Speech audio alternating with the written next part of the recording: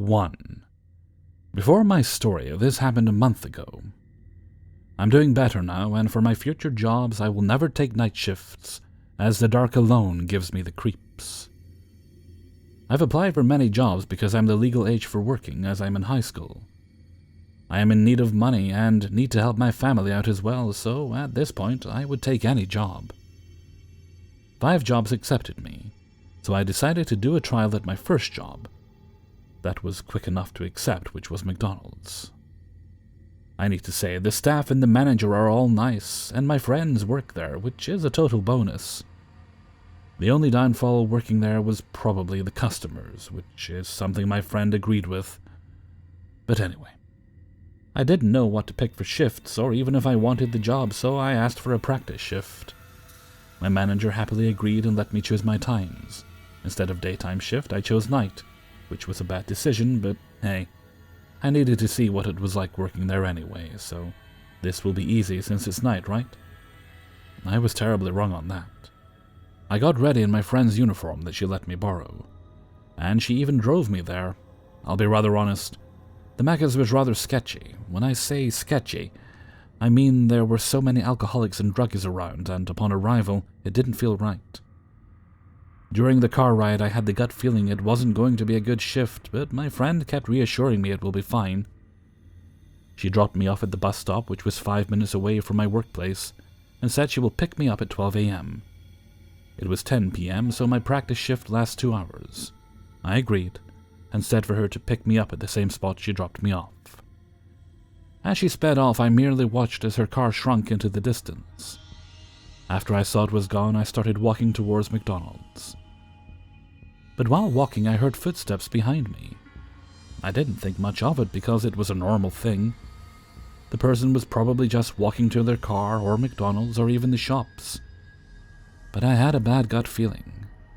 I felt like I was almost being watched, and I stopped for a second. The footsteps stopped with mine. I looked behind me to see a guy around his mid-40s just eyeing me off. I got weirded out as he just smiled at me and breathed heavily. He was taller than me and looked rather stronger and bigger than me. He was around what looks to be a few meters away. I quickly looked away and ran off to my workplace.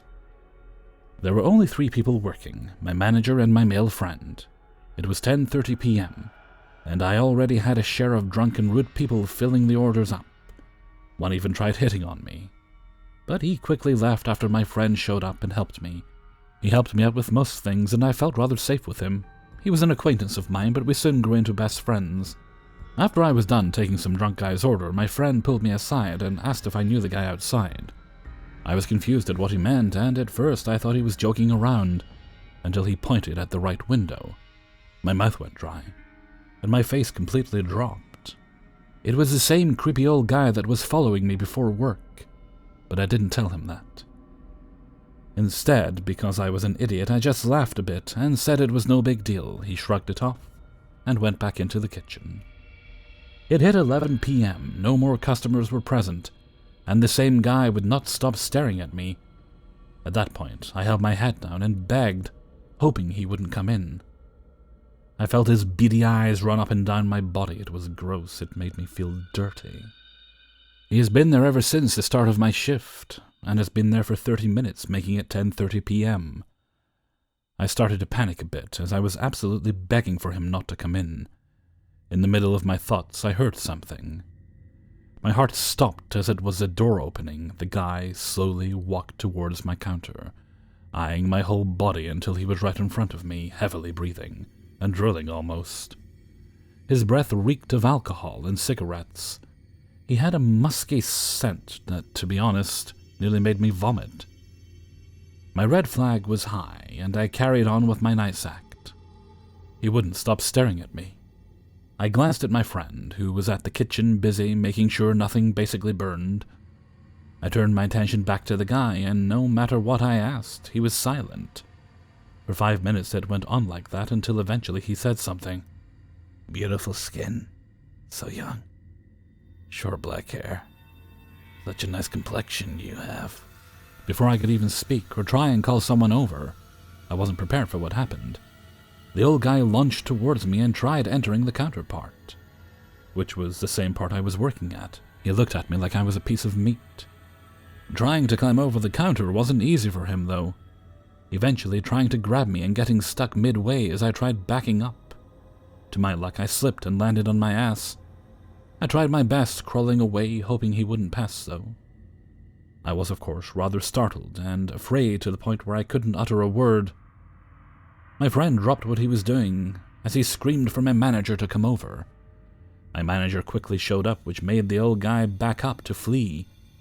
My friend quickly ran to my aid and took me to the back room, which is what my manager told him to do, in order to calm me down and to call the cops.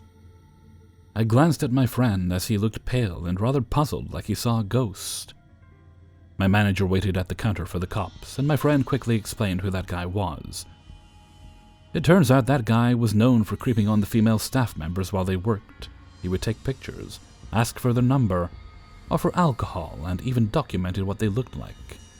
He was already banned from entering the place or even being near it.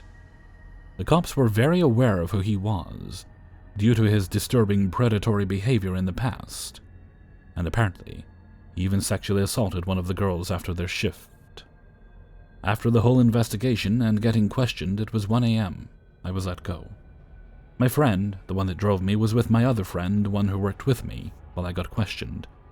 And on my way home, my friend held my hand and kept reassuring me everything will be fine. Safe to say that I won't ever really go back there again, and I don't trust any night shifts. I have plans on working at a different fast food place as well.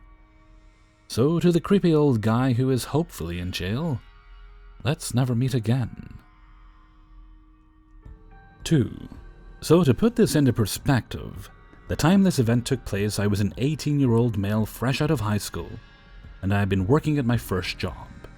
I didn't work during high school since I wanted to focus on my studies and schoolwork, and also cared about getting a good night's sleep.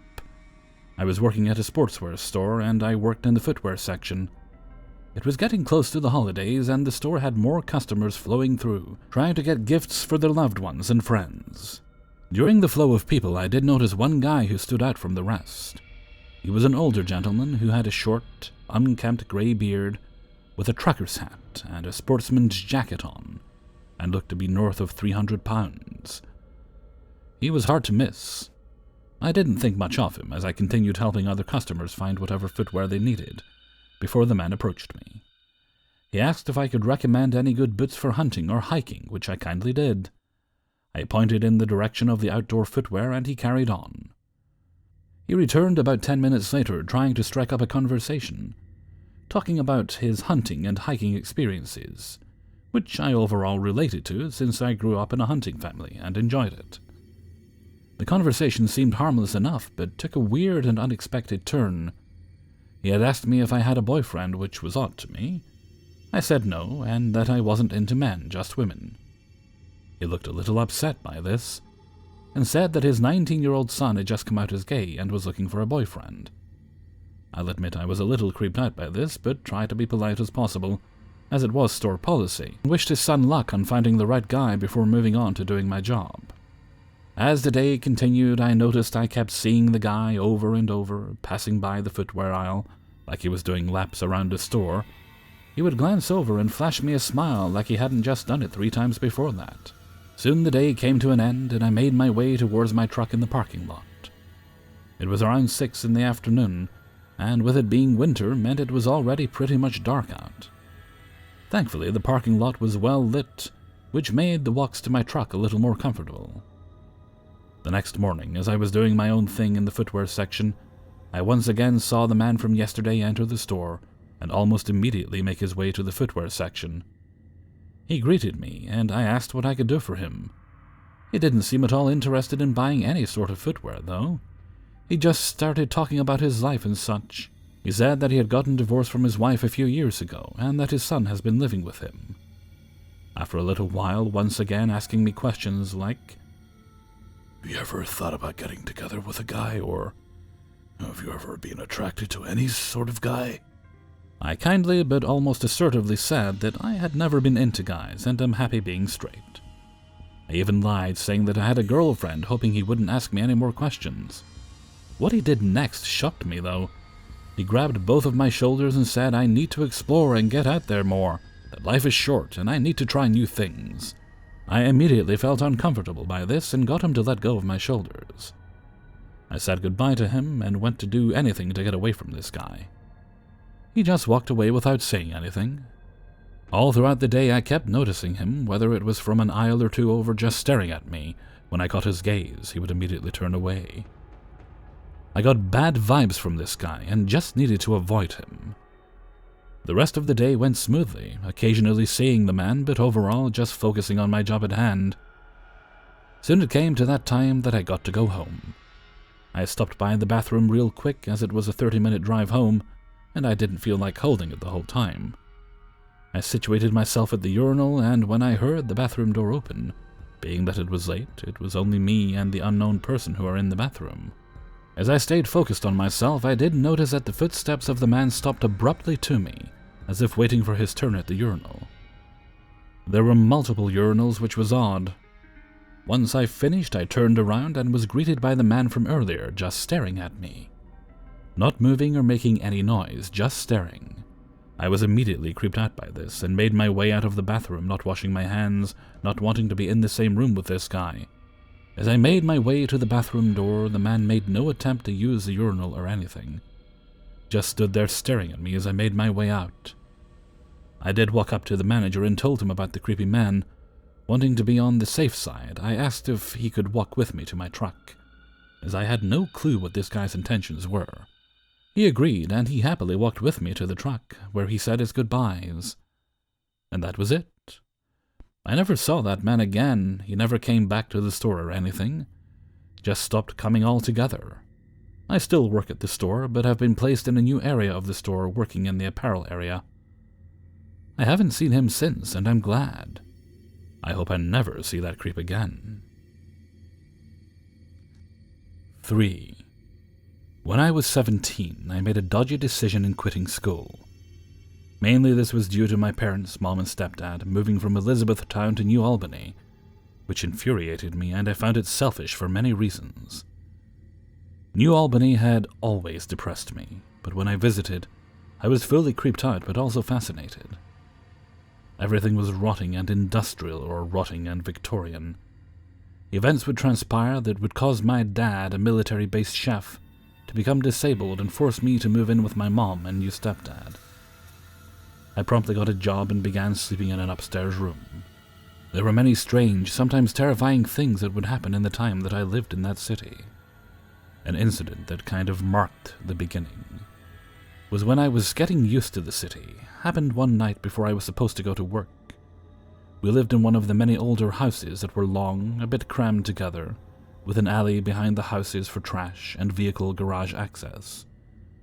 I remember how those alleys stank of garbage in the summertime. One of my sisters, Elizabeth, had complained several times of seeing shadows and hearing rushed footsteps in the street behind the house. We all only paid polite attention to her complaints. She was known for complaining a lot, that she experienced paranormal incidents, and we assumed this was one of them. We all got kind of annoyed because we were awakened several times during the night, with her saying she saw somebody lurking outside the fence or near the garage in the back alley.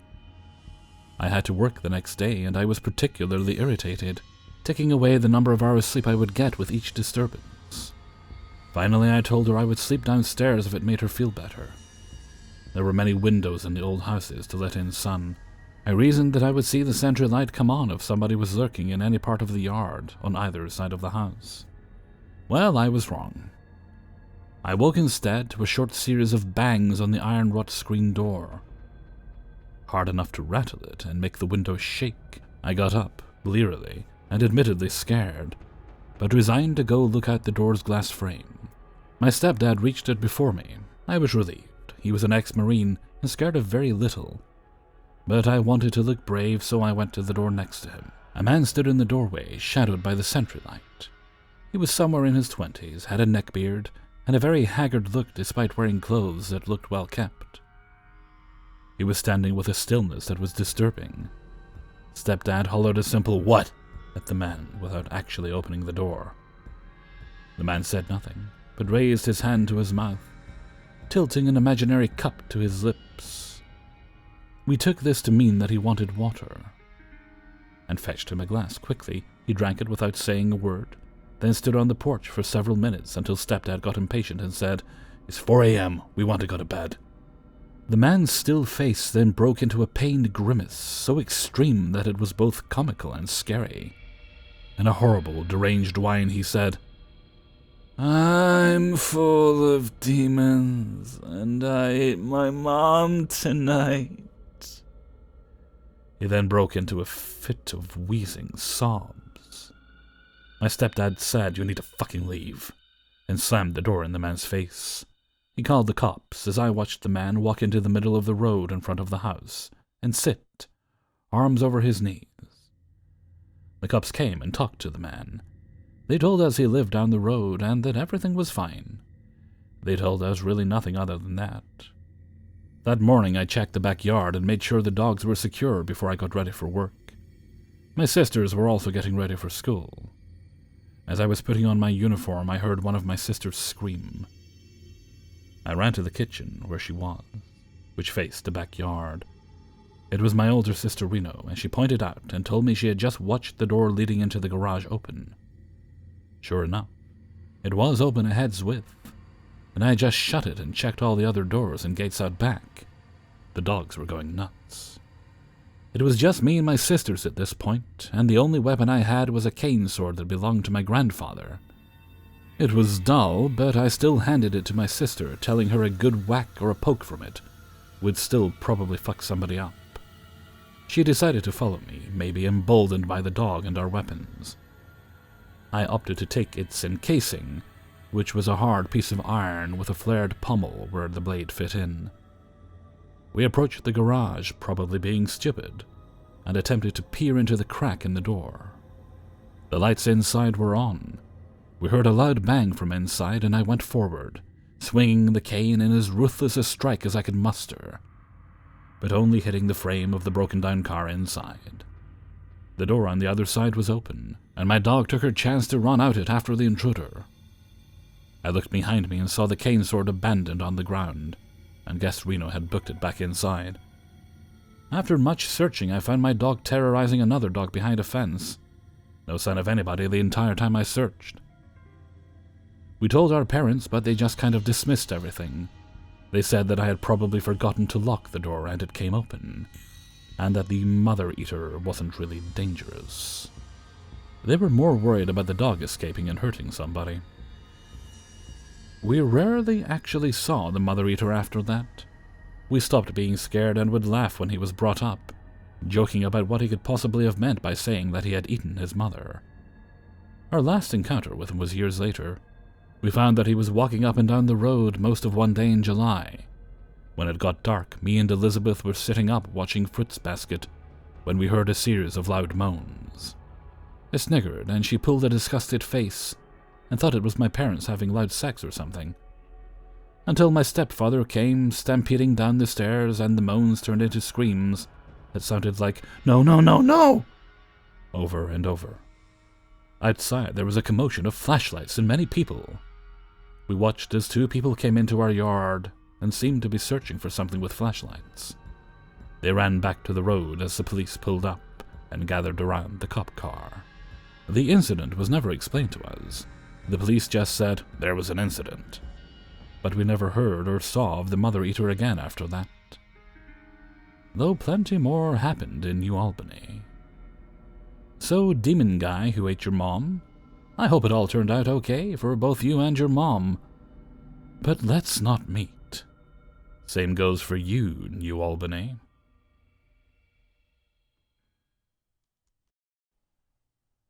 Hey everybody, Hellfreezer here, and thank you very much for listening to 3 True Scary Stories, episode 456. And thank you very much to everybody who allowed me to use their stories in this video.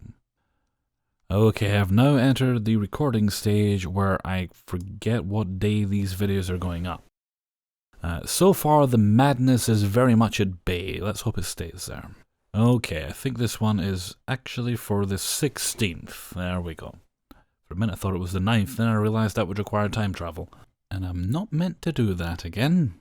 I won't say what happened, but let's just say the Big Bang was more of a whimper until we managed to get everything sorted out. Meanwhile, back in reality. Apologies to those of you who enjoy the streams on the weekend that I wasn't able to do one on Saturday there. Hopefully I'll be able to do one this week, as I'm expecting to have everything wrapped up. Okay, and with that, I'm going to head off for now. So until next time, thank you very much for listening, and take very good care of yourselves.